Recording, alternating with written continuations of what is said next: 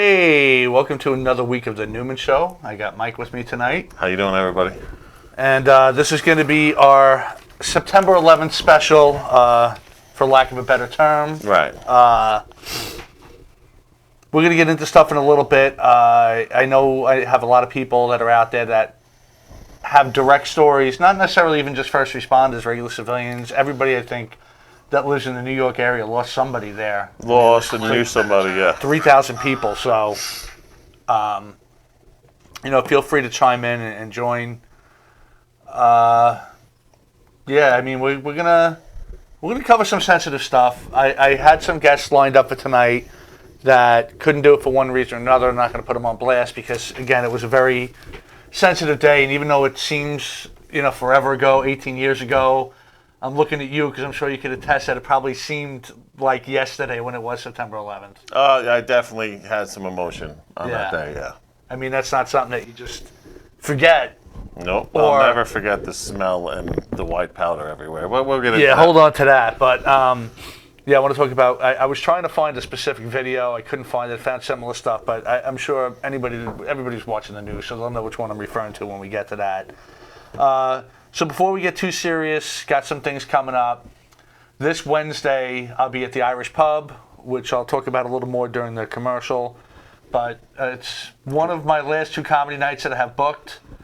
So make sure you show up. It's only $10, and I think one item. Guys, you know what? It's a great time. It's $10. The crowd is actually a lot of fun. The bar is a nice bar. Yeah. He's one of our sponsors, as he said. You'll see him pop up. But come out and support Dennis. I mean, I've been to a bunch of his shows. We've talked about it numerous times.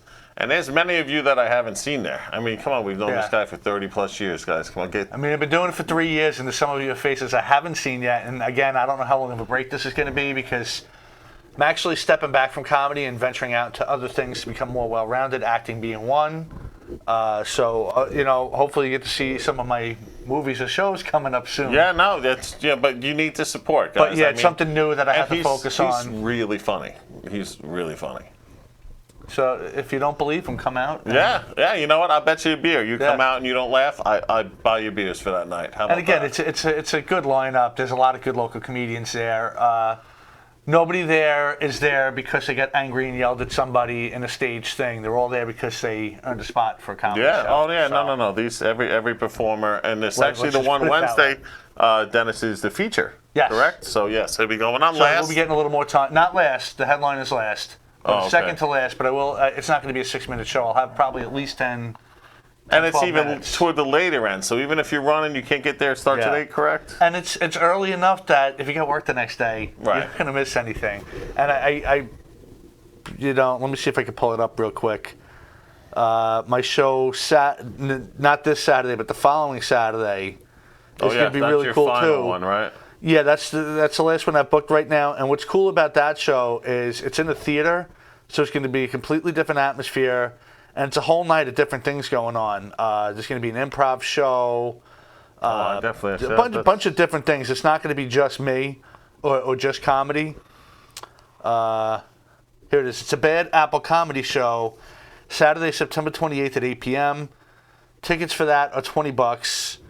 It's 115 South Wellwood Avenue in Lindenhurst. So Suffolk people, no excuse. It's not that far even now, so people Lindenhurst. And there's going to be stand-up, like I said. There's going to be some improv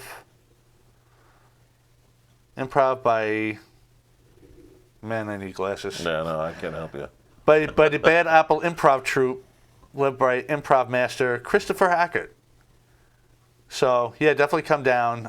Funny people on that show as well. And then, again, I have nothing booked after that. So, if and when I'll have a show after that, I don't know. And again, it's not because I'm quitting or whatever else. It's just because I'm venturing out to different things and acting. Even though I've done some in the past, I'm trying to take it seriously this time. I'm looking for bigger things. So it takes a lot of work. It takes a lot of work. I can't focus on everything. Yeah. I'm back into real estate, which I think I briefly mentioned last week or one of the weeks. So, got to pay the bills too.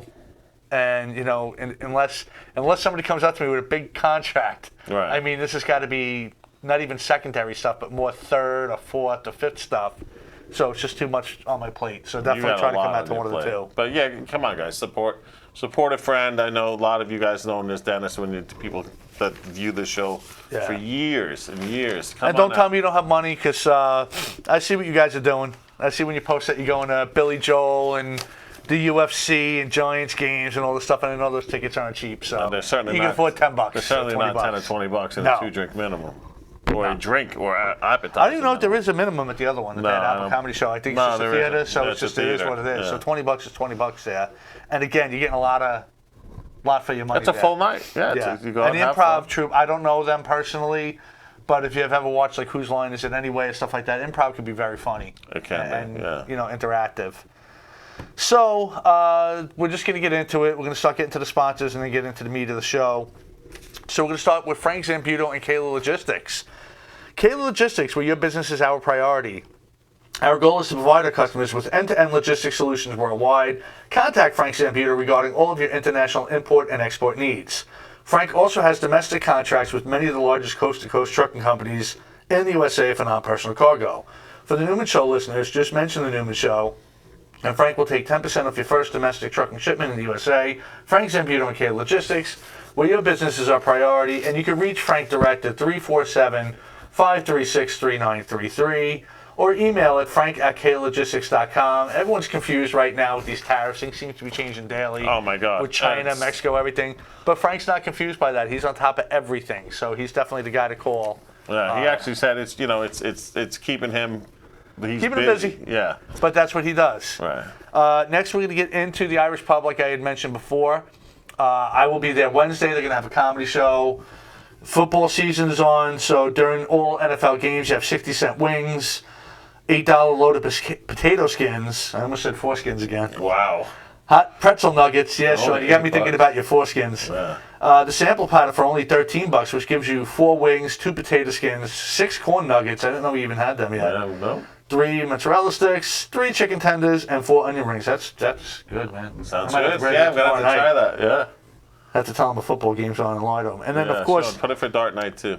beer specials, $2.50 Bud Lights, $5 Sam Adams Oktoberfest, $5 Great South Bay Pumpkin because it's pumpkin season, $10 pitchers of Bud Light. Come on, $17 pitchers of Shock Top. I know what you're getting. Yeah, that's And that's a home $17 run for me. pumpkin pitchers, and they still have karaoke every Friday night.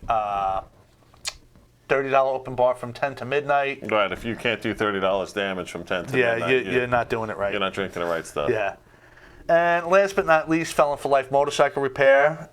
Go see Jason Martin or give him a call at 516-996-2780 or email at skullfan33@AOL.com. And I don't know if you've been following online, but he finally started his Yes, the charity Project. builds. Yes. he's been trying to get vets on the road for little to no cost. So he's been taking donations, and he finally got the guy's bike. Yep, I saw him he's- pick it up. He actually, I heard it almost breathed to life. It came Yeah. close. So he's going to be getting it on the road for nothing for this guy because he's a veteran. Yeah. And I think that's great. And shout out to Jay. And Jay also does cool things too. Like if you want to work on your own bike, he'll teach you. Yeah. He's know. actually a mechanic who will drive to your place. He actually supplies the tools and actually teach you how to repair your own bike. I mean, how cool is that? Really good guy. He also has a fully enclosed trailer for you people when if your bike's dead and you needs to bring it to his place. And his work is impeccable. I mean, you've had a lot of work. Usually your bike comes out a lot nicer Your and bike cleaner. will come back right. cleaner than when you Then send it went to him. in. Now, I don't know why I timed that. I don't know. I keep hitting the wrong thing and logging myself off. Yeah. But having some technical Technic- issues yeah. in my head today. It's been a very busy week. I'm back. But anyway, I want to get into what this show's about, and you know, everybody was really patriotic. I'm going to go on a little rant here before I let you speak. Yeah.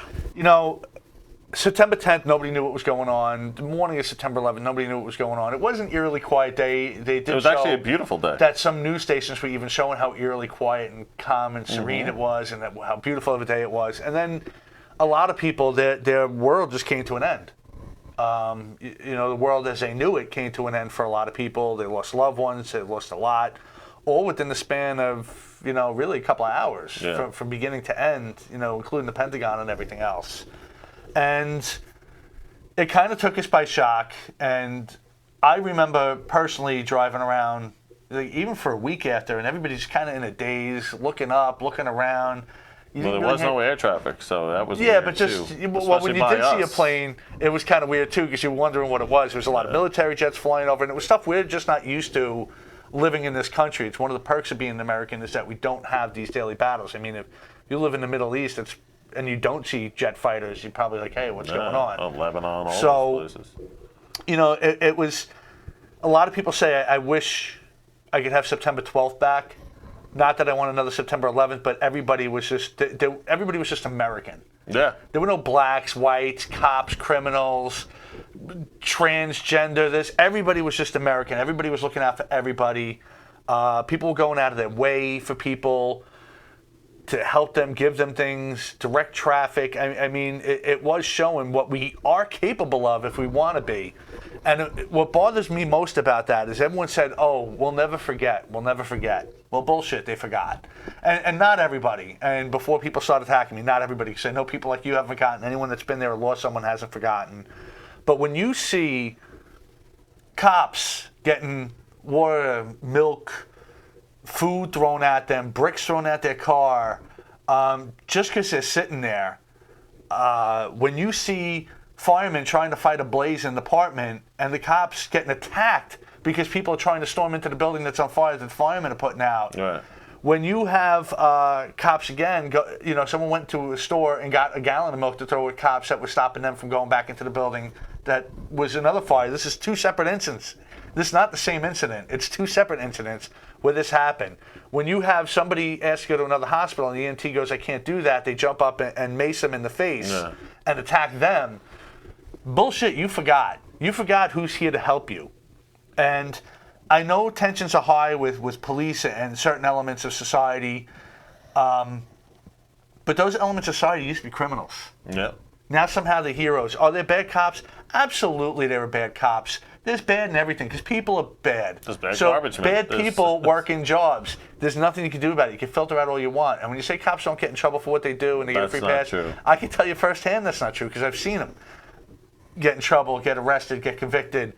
But the difference is when your place is on fire, why would you fight a cop to get back in to interfere with the fire department? That boggles my mind.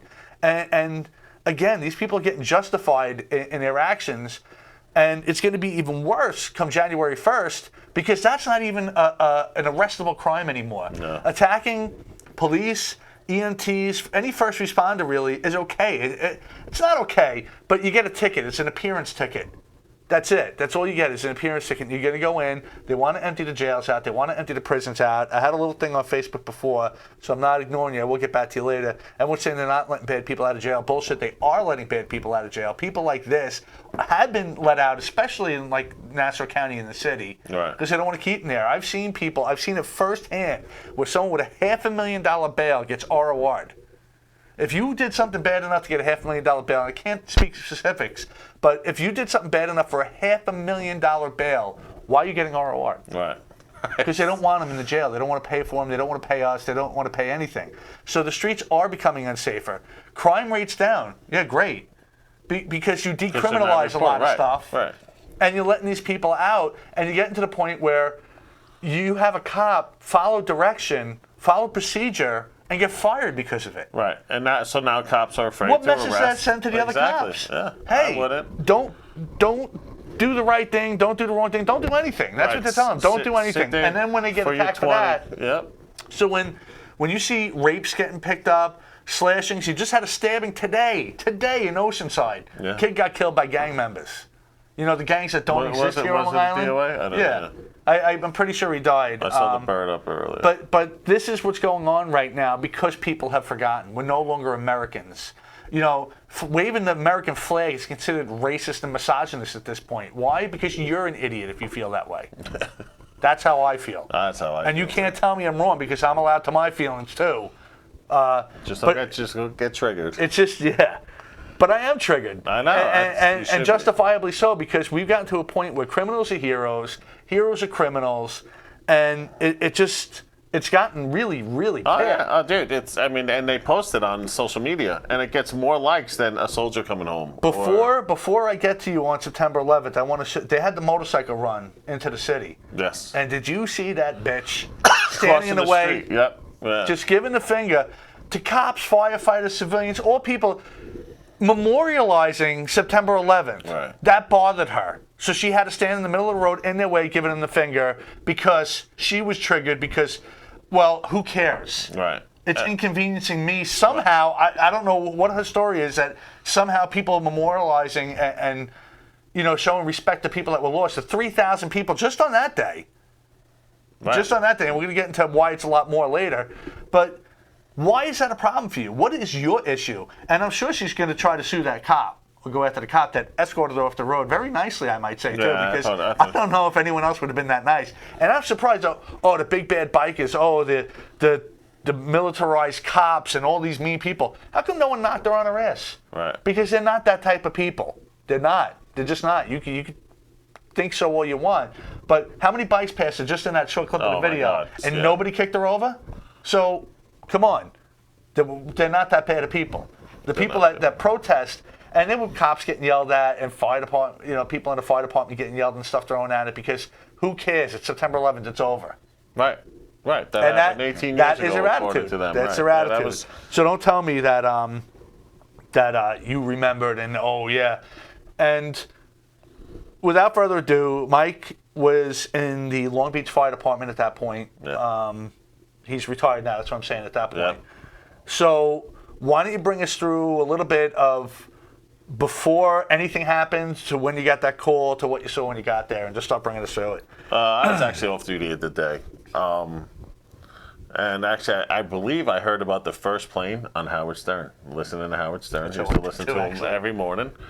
And he said, oh my God, but he stopped. Like, he was like, no, I'm not kidding. This is like a real thing. I think this is a terrorist Well, at attack. first, it wasn't that they were making a joke about it, but they thought it was, like everybody thought it was a little Cessna. Right. Well, that was actually the first reports. The first reports is that it was a little one-man, two-man plane, whatever. And I got a call at home, basically recalling us, saying, "Hey, come to the firehouse. Something big's going on." By then, the second plane had hit, and we knew it was real. A bunch of us got together. We went in a van and headed in. Started heading in. Grabbed our gear, heading in. We made it through. As we were going into the tunnel, we still, had some coverage, and we heard that Tower 2 had collapsed, because 2 went first, I believe.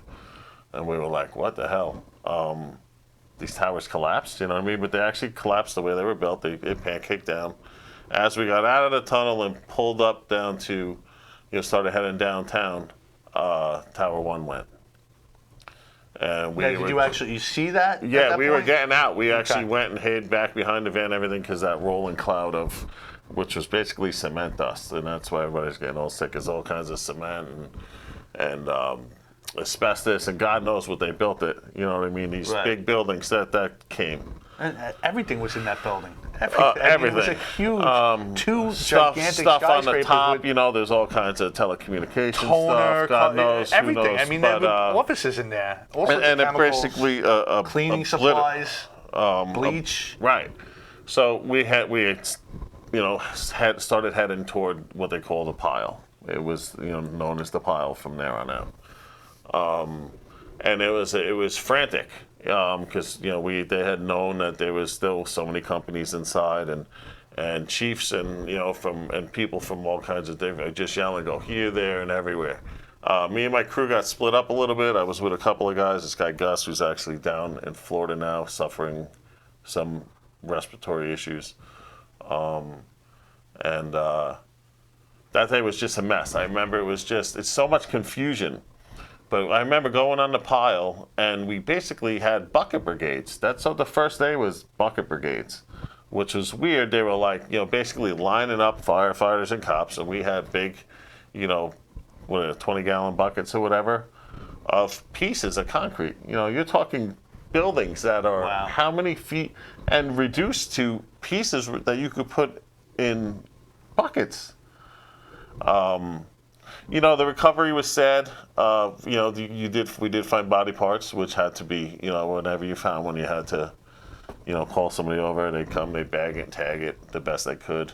Because it was a crime scene too, which a Yeah. lot of people don't realize. Yeah, I know there was a lot of tension over that because everybody was trying to do their job the right way and keep some sort of order, but it really was. It was. A lot of scares too. There was many a times where we ran off the pile. Yeah. There were reports of multiple more jets coming in. Anytime you heard jets, now when fighter jets go over in Manhattan, it's loud. Oh, I'm sure. You know what I mean? So it sounds like they're coming like the regular jet coming down. They're super loud. So I remember running off the pile. Just to give a mindset, at this point, you know it's a terrorist attack, but you don't know if it's over. You don't know what else is happening. You know nothing. It's you don't complete. know if the city's rigged up to blow up Right. anywhere else, because there was a lot of rumors of cars loaded with C4. Yes. Oh no. Yeah. Do we still? And I don't know if that's true. And or not. there was I hoping burning. the cop wanted It to was find that out hot. if that was Certain true. areas of the pile you couldn't even go near because there was fires burning below. It was I heard it was so. melting people's boots. Oh, it was bad. Like it was horrible. Spent that day on the pile. Slept there overnight in I don't remember what building. The 12th was a different day. 12th was when they started losing hope. They hadn't really found anybody. I know anytime someone heard a noise, they had to call them Well, quiet. yeah. You heard so many reports Yeah. of And this went on for days. Yeah, right? but you heard stories like, oh, they found this ladder company, in this stairwell, and they did supposedly. They found them, whatever, but it wasn't the recovery. Day 2, I was actually stationed at an ambulance that my department had pulled up there on the 11th because we were hoping to, as a paramedic, we were hoping to. I wish I could show you the picture. I could show you the picture, but other people aren't going to see it.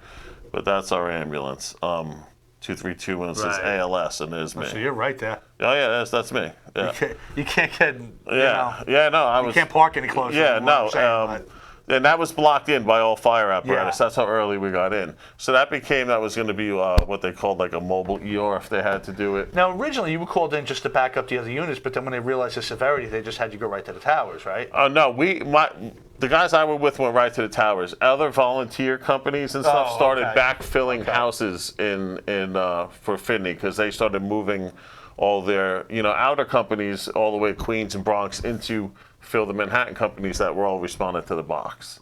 The initial alarm. Right. So then they started, volunteer companies started filling, Finney firehouses, and they did that for days. I was down there. It didn't change that's a much. scary thing, too, 'cause Even on the 12th, we still had multiple reports of jets coming in. We recovered. I recovered 2 Port Authority cops, obviously deceased. And it was just it's surreal. You almost sat there, and like I said, there was always a constant burning smell. And I remember them handing out. That has to be a horrid smell with all the stuff that was burned, including the bodies. It was a weird smell. It wasn't like putrid. It was just a smell I'll never forget. Very distinct, yeah. And sure. and just walking in the dust, that white dust that we're covered in. You can see it in that picture, but you could see it in another. Yeah, and if anyone's curious, just look at any video from right at the buildings collapsed. Everybody just was covered in white. Yeah. It's just you were covered in white, and that stuff's just. And they were telling us and giving us masks, which are funny. First, they gave us basically surgical masks. You put the 2 straps behind your ears, and they're like, "Yeah, no, you're good." Todd Whitman, whatever. Yeah, Christy Todd Whitman, the head of the EPA at the time. Yeah, it was down there was saying tested, it was all safe. Yep, they had Don't things worry set about up. They had them all over the place, and she's telling us, "Nope, don't worry." And then they changed their mind on day 2 or 3, where they said, "Now you need the N45 or whatever mask." It's basically a stupid same mask, but with a little filter in the front. Right. That was supposed to work. That was the first upgrade. Yes, that was There the was a first. few, I heard. Yeah, that was the first upgrade. Actually, I stayed until the morning of the 14th. I came home. Finney pretty much closed it up to outsiders at that point. Right. They didn't really they wanted because they knew it was just a recovery at that point. It's because now we're day 4 in, and or day 3, and then they knew it was like it was still considered a rescue, but they were going to start switching so they pretty much were going to close ranks and just have like USAR teams coming in from the various states, across the country, because that's all they do, urban search and rescue, and it was just, they had search rescue dogs, cadaver dogs. There were a bunch of them. Do you remember how long it turned from a search and rescue to search and recovery? I don't remember. I think I was there. That's what I'm telling you. I came home on the 14th. Just to clarify, search and rescue means you're still looking for living people. Search and recovery means you pretty much written everybody off, Yeah. Now it's right. When they call recovery, that's what they're just recovering bodies or in body parts. Right. And it changes. The focus changes. Didn't they just find someone too recently? They did. Actually, no. They just identified somebody. Identified someone. Yeah. I'm sorry. Yeah.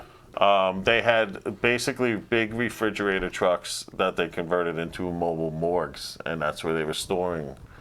Now, all the stores around there, like the Burger Kings, I heard opened up for you guys. Everybody was great. Yeah, and anything. Water, food, whatever you're right. Everything, bodegas, you name it, whatever was downtown, they opened up. They eat the food, drink the water.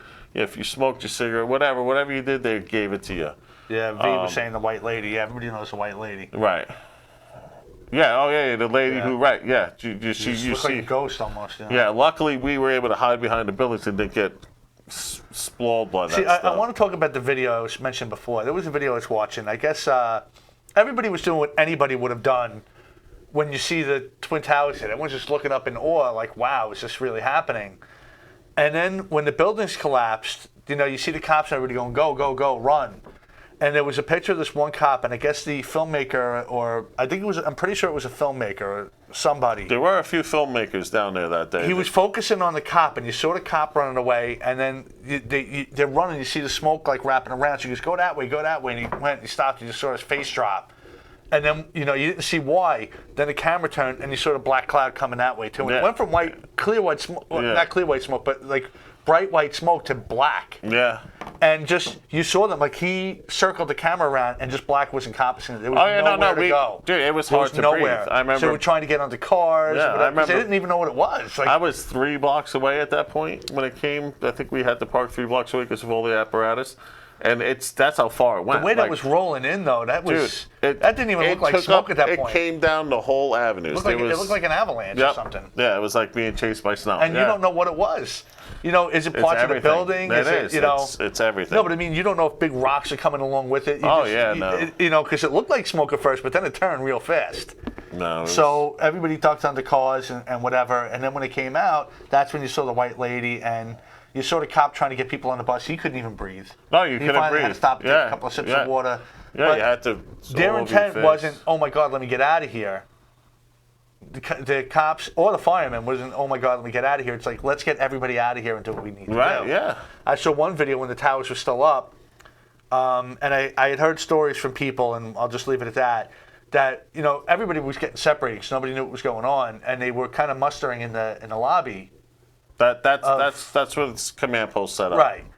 And they're like, where's my unit? We don't know. There's a lot of people here. If you don't know where they are, just hang tight. Because they did a full recall, too. So now off-duty guys are coming in. They're reporting to their firehouse. They're getting their bulk of gear. Right. And they're reporting to the command post. And they're going in. Of course, they want to find their company. They're going, where's 10 truck? Where's whatever? Right, because they want to get back up with them. And everybody at that point was still looking to save, because still, I don't think anybody realized they were coming down at that point. No, not in the beginning. Nobody thought they were coming down. No, so you had a fireman going one way, and they were looking to bring people the other way. And a sergeant, a cop, was like, "I'll take these guys." Right.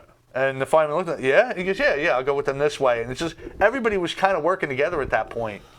Then when they got the call to basically get out, I know some did, but a lot of them refused because they didn't want to leave anyone behind. They didn't want to leave their company behind. They didn't want to leave the other civilians that they were still trying to get down the stairwell. They were still coming down. No, they were still coming down. And I don't think they realized that it was going to happen that quickly. I want to note that poor company that started up, Tower 2, and then they heard Tower 1 come, you know what I mean? And now it's almost knowing your fate. Yeah. But now you're 60 stories up. And there was no way of knowing how long it would take. No. It could have taken 5 minutes. It could have taken 5 hours. No, they said the people that were on site said they heard it like moan and groan once and then down. Like, and So we all saw it. Their goal was scary, but yeah, because I know originally too, when the plane hit, the people there, the civilians there, said, "Don't go anywhere. You're safer in here than outside. Right. Things are falling down. So don't move." Right. I know the people that were that's what they were taught. above that got hit would tell them, "Go to the roof. Helicopters are coming." Right. Which of course they weren't. There was no way to scramble anything that quick, and to the elephant in the room, the videos everybody knows, the people that were jumping, because that was a better alternative than burning alive and just waiting for it to come to you. Well, those are people, if you look at those people that jumped, and if you see the videos, you see black smoke pouring out above them. They had nowhere to go. It's burn to death or suffocate on choking black smoke, you know what? or jump. It's probably not a bad choice that they made, Not that you ever want to see that, but I mean, I couldn't imagine waiting there for right. Well, the fire to just overtake you. You know that. And it's inevitable at that You're point. on the 80 whatever floor, you know what I mean? Your firemen are trying to work their way up, and there's fire between where they're trying to work their way up and where you are. I mean, you got to think about, your chances. And the people that were there, that's why I was really trying to get somebody that was there while both buildings were still up, because there's not many of them still around. No, and the ones that are, it's really emotional because they saw that firsthand. They heard it. No, I know. They watched the people next to them get blown off their feet into stuff and not. Yeah, no, dude, like I said, I believe we were 3 blocks away. I'm trying to remember. Knocked everybody in building 1 down, right? Yeah, that's just imagine the force. Yeah, dude. Of that, just the air to do that. And that's what was pushing that big white cloud. I mean, that was 3 blocks away when I watched it. I mean, you were rumbling. It was surreal. It was like, you can't believe the biggest buildings that you were used to seeing on a skyline are now, like I said, it was the pile, and the pile was brutal. Especially as a fireman, and you found like there was just scattered equipment everywhere. You know what I mean? And you knew. Right. You knew what it meant. Right. You know where that those guys, went up with all that equipment on their back. They're carrying up close to 100 pounds, climbing these stairs. And they all knew going in, this is going to be a shitty, this is not going to be a good box. You know what I mean? As a firefighter, not that you like fire, but, you enjoy what you do. You know what I mean? You get what you call a good job. You don't want anybody's house and belongings to burn down, but if it's going, you want to be the first guy on that knob. You want to be the first truckie in. It's in there finding the fire and searching. I don't know, how do you even? But then there's shitty boxes. With that high, I mean, how do you even fight that from the ground level? You can't. You got to get in the building and fight that. Well, yeah. Oh no, there is no ground. It's not like people think about house fire. Oh yeah, you're just sitting outside. No, you got to get up and in there. In New York, we don't. Hoses. We're not taught exterior unless it's unsafe for the guys to go in. In New York, the way that and Finley works the same way. Yeah. We don't use positive pressure ventilation or any of that stuff. We go in, we find the seat of the fire, and we fight it from there. Down south and stuff, they do it a little different. They'll do positive pressure. They'll hit it from the outside first, darken it down, and then make entry. Right. The problem with that is you fry anybody who's inside. If there's a survivor in there, you're going to kill them. Right. Because as soon as you hit it, you're going to have that steam and everything else basically, fry them. So that's what we go when. We go when we find the fire, and then they search for life on their way back, and then the hose line goes in, and they fight it right at the seat of the fire. That's the way we do it up here up north. People say it's risky and we take too many chances now, but that's the way we do it. That's the way Finley does it. There is nothing taller than 100. I think there's a thing called the Bronto Skylift that might go 200 feet now, 180 feet in the air. Which is nothing. Nothing. No, that's 18. That's 18. That's 18 stories. So you know what I mean. That's nothing compared to a Manhattan building. 18 stories is. Every 10 feet, if you got a lobby, it's 10, and then you count a story from there. Some people count lobby as 1, but then you go. So 100 feet is a 10-story building. And that's what most tower ladders, that's mostly what they do. So, the only way to fight that is from inside, and they hook up to what's called the standpipe system. It has water in it, and they pump in, and then there's pump stations every couple floors that are going to go to, and because you got to get water all the way up there. Like I said, worked for the city of Long Beach for as long as I did. Our tallest was 10, so I didn't have to worry about that. But that's a whole different animal. SCV posted she lost 2 planes of colleagues because she worked for the airline. Yep. And yeah, I mean, not that it's not well deserved that people remember the cops and the firefighters that day, but there were a lot of civilians. There were just people that were just at work. Yeah. Just going to the city for a day in the city that lost their lives too. Just going on vacation or being a pilot or a stewardess or whatever that had no idea what was going on. No, And boom, just no. like that. Yeah, Joe, definitely northern East Coast, because the whole East Coast, and once you hit southern departments, He's a they firefighter are, as well. yeah, they hit it from the outside. They do PPV, which is I still haven't bought onto, but yeah, no, I like crawling in and feeling the hot water come back and hit me in the knees when I know I'm hitting the seat of the fire. No hood, so you can feel it on your ears, but don't tell OSHA. But yeah, it's just, I don't think people realize, unless they're a firefighter, like what it's, because it's not sit there and watch it. It's you got to get up and in there. Well, that's the way what we I'm do saying. it, and that's what Yeah. he's saying. Yeah, we are interior firefighters. We go in, we find the seat of the fire, and we work our way back. If you're a truckie, and if you're Because if you're again, an like you engine said, company, the whole point, you're trying to get survivors out. right? It's not like an empty house or barn or whatever. That there's people in there. Right, There's especially the thousands time of people day. in There's there. Yeah. you A roll building up that at 10 large. o'clock at night, you see 2 cars in the driveway, and then one of the cars has a baby on board sticker. You start taking a mental. There's Yeah. at least a mom, dad, and baby in there. You know what I mean? That's what you do as you do. It's called, as you do your walk around, as you do your size up. That's what you're gonna do, and that's as a firefighter we're trained to. And you do it. It becomes instinct, you know what I mean? You're like, all right, and the neighbors are like, no, we have all the family here, you know what I mean? And whatever. That's you still go and search, but it's just like I said. I'm sure Joe will tell you. It becomes second nature. So before we actually switch or get into anything else, does anyone have any stories out there that they want to share? Something how it affected them personally. I could say, same as you. I was listening to Howard Stern. Dude, and he actually stayed on the air the rest of the day. Once I realized how serious it was, which is when the second I didn't know plane hit, that. I was told about that, but I heard he had the that's best, when I best started news switching. coverage. It was because he had what's his name? Crazy Cabby was he was in the military. Yes, And yeah, he was like an army guy or something. But he called in and he was up on the roof of his building reporting. Oh, is that? Oh, I'm seeing this okay. jet coming in. This is not good. This is going on. That's going on. And he was speaking from knowledge. Right. So it made it real. And then once they were like, basically said, holy shit. Right. And then they're like, the plane just hit. That was, that was real then. Now it wasn't an accident. Now it was deliberate. And yeah. It was actually much different too. That I got to tell you, from being there and being on the pile and working, and it was actually more emotional. I think when I got home and watched the news videos. Yeah. Because when you're there, like you saw in the You're picture, in the I moment. was. There's adrenaline. It's Dude, busy. I mean, yeah. there's the pile and there's me in that ambulance, you know what I mean? And I was on the pile back and forth, I had to keep coming back as you get exhausted, Because that was going to be one of my questions too. Does it get better or worse as the years go on?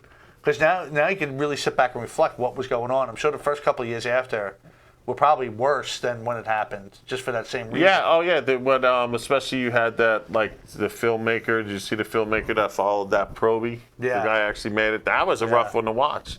Like I said, and a lot of the things that I didn't see, I do remember seeing leaving when I finally, because like I said, I came home on the morning of the 14th, because it was Jake's first birthday. Remember, he was born on the 14th. Right. And we had actually rented out the top of a firehouse in Long Beach, Station 1, to have his first birthday party. So that was a little, odd, in itself. But sitting there trying to have like a straight face and celebrate my son's first birthday, it was rough. It was rough for me. But yeah, I think the next couple of years, is it easier now? No, not on the day. I went in there, I said I did my part, both my kids, and whenever it comes up, and they ask people like, oh, who's your parents there? They're like, oh, my dad was there. It's almost like to me, it's almost like a Pearl Harbor thing now. You know what I mean? Like, because it's so many years removed. Like, Nikki has no clue what the Twin Towers are. You think of 18 years. There's people that are 18 years old that really have no knowledge No, of it. they were born after it. Yeah. Right. They have no clue. So they don't even know what the Twin Towers are. They don't know. They know it was like, a horrible day, just like I said. But our other last attack, besides, what was it, the 84 attack or whatever it was, where they blew up, remember they blew up down in the substructure? Oh, that was in the 90s, yeah.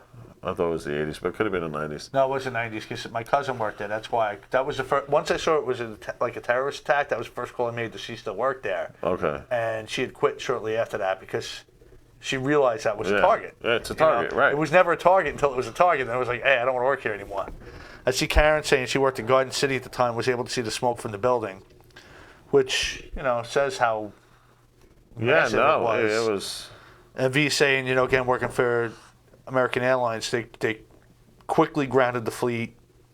I don't think that was really their choice. I think that was no. It's the FAA. feds right away FAA to cut everything. And if it was in the air, it had a fighter escort. Yeah, this is weird though. She said there was a flight about to land in Haiti, and they turned it around and brought it back to Miami. You would think they would have let that go there and not brought it back here, but I guess nobody just knew what to do.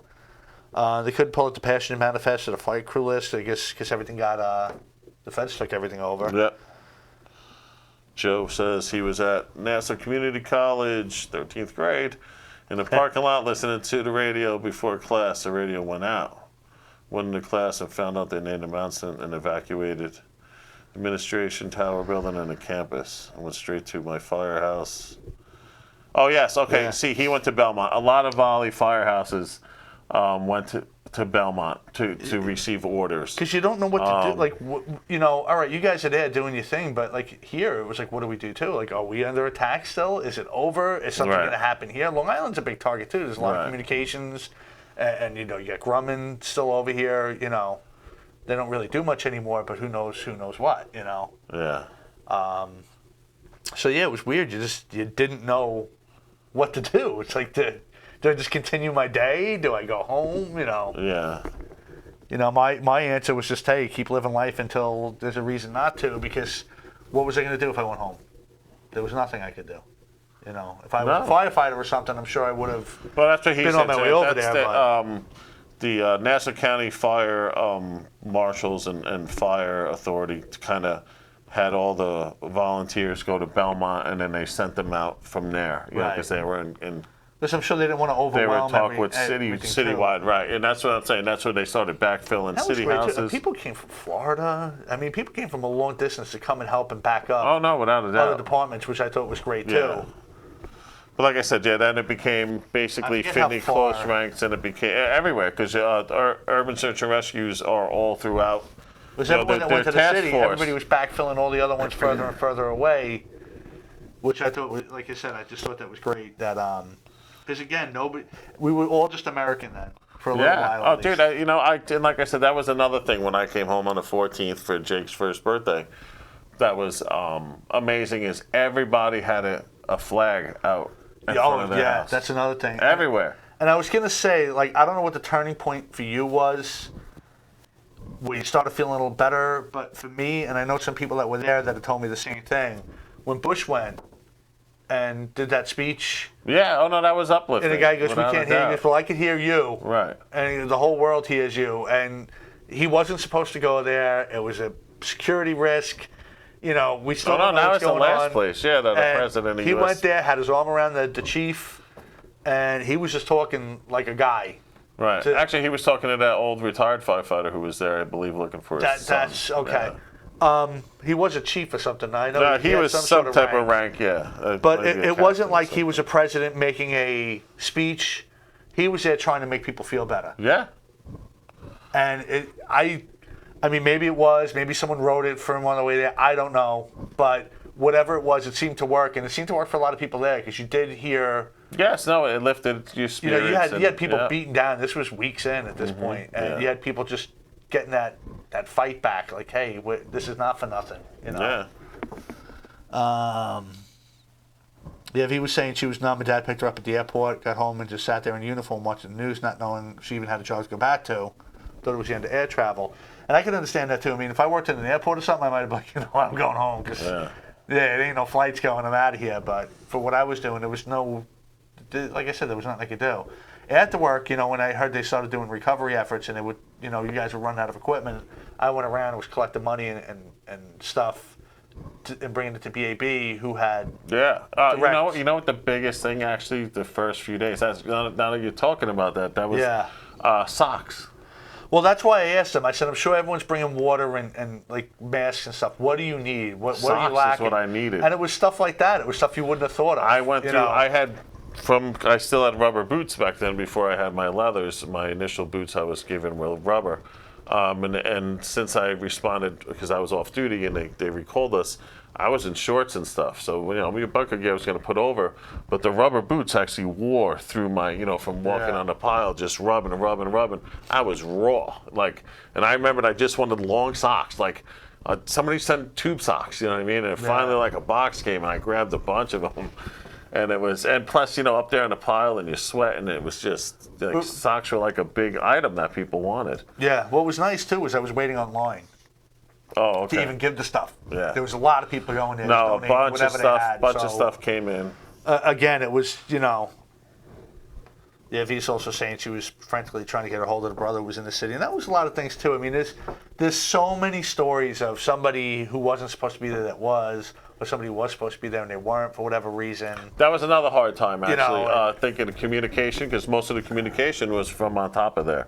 Yeah. The mobile provider I had at that time, I lost all service. Yeah, that's right. So I had, that one building was the tower. Yeah, had a so lot of Jill towers. was home with Jake, who's almost won, and she had no clue. She knew I was going in before they collapsed. You know what I mean? So then finally a sat phone was being passed around, and I was able to call. She was frantic. And I was like, no, I got here and I saw Tower 2 fall, but I'm okay. I'm going to be here for a couple of days. I will be home for Jake's birthday. I promised her that. Right. And I said, I don't know when I'll be able to call again.